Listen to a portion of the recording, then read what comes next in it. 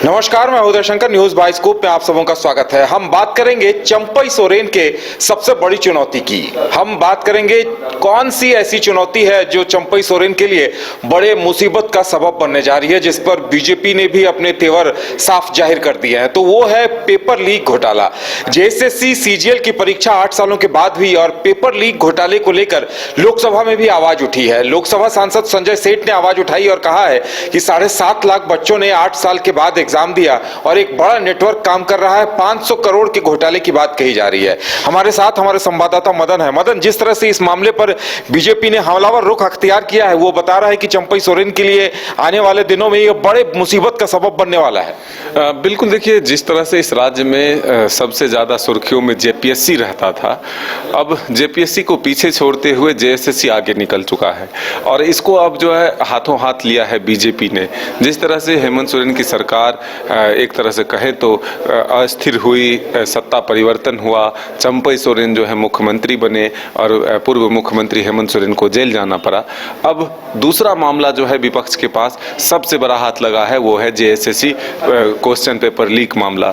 इसमें अब ये आंकड़े जो आ रहे हैं वो बेहद ही चौंकाने वाले हैं। छात्रों का आरोप है कि लगभग 500 करोड़ से अधिक का ये कारोबार है।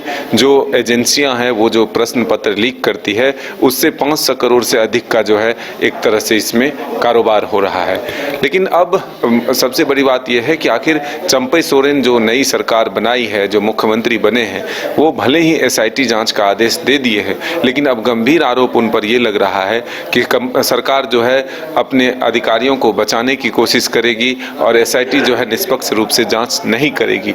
जांच पर भरोसा जो है एक तरह से नहीं दिख रहा है। ऐसे में अब केंद्रीय एजेंसियों से जांच कराने की मांग उठ रही है और इसको देखते हुए आज लोकसभा में भी अब यह आवाज जो है उठ चुकी है। यहाँ की जो आवाज है वो पहुंच चुकी है। रांची के सांसद संजय सेठ ने लोकसभा में आज इस मामले को उठाया और खास करके जो ईडी की कार्रवाई हो रही है, इस दौरान जो व्हाट्सएप चैट मिले हैं उसमें भी जेएसएससी का जिक्र हुआ है। तो ऐसे में अब यह मामला जो है तुल पकड़ता हुआ दिख रहा है।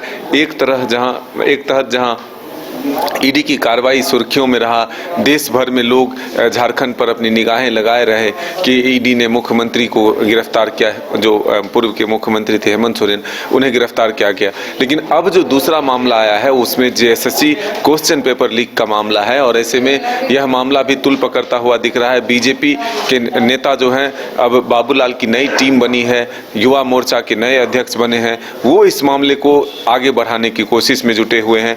आज राजभवन के समक्ष जो है बीजेपी ने धरना दिया और एक तरह से कहें तो उसमें पूरी तरह से बड़े नेताओं ने भी शिरकत किया। मुख्य रूप से जो बीजेपी के प्रदेश अध्यक्ष हैं, पूर्व मुख्यमंत्री हैं बाबूलाल मरांडी, वो मोर्चा संभाले और कई गंभीर आरोप जो है यहाँ के वर्तमान सरकार पर लगाया और कहा कि जिस तरह से चंपई सोरेन ने ये कहा है कि पार्ट 2 होगा हेमंत सरकार का, तो वो ये कह रहे हैं कि बाबूलाल जी दावा कर रहे हैं कि अगर पार्ट 2 हुआ और उसी रास्ते पर चंपई सोरेन जी चले तो होठवार में इनके लिए भी जगह जो है सुरक्षित रखवा दिया जाएगा, क्योंकि उसके सिवा कहीं और रास्ता बचता नहीं। बिल्कुल। और संजय सेठ ने एक बड़ा आरोप ये भी लगाया है कि ईडी ने जो छापा मारा था विनोद सिंह के यहाँ, वहां से भी कुछ एडमिट कार्ड बरामद हुए थे और वो अभी भी ईडी के पास हैं। और अब जो चैट जाहिर हुई है तो मदन, संजय सेठ ने साफ कहा है कि इसकी सीबीआई जांच होनी चाहिए।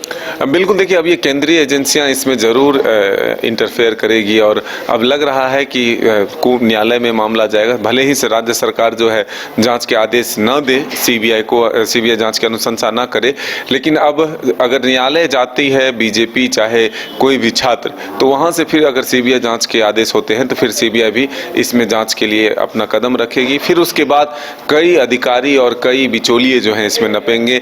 जो एजेंसियां हैं, खास करके जो एग्जाम लेती है, जो प्रश्न पत्र तैयार करती है, वो तो नपेंगी है और फिर एक बड़ा रैकेट का खुलासा होगा।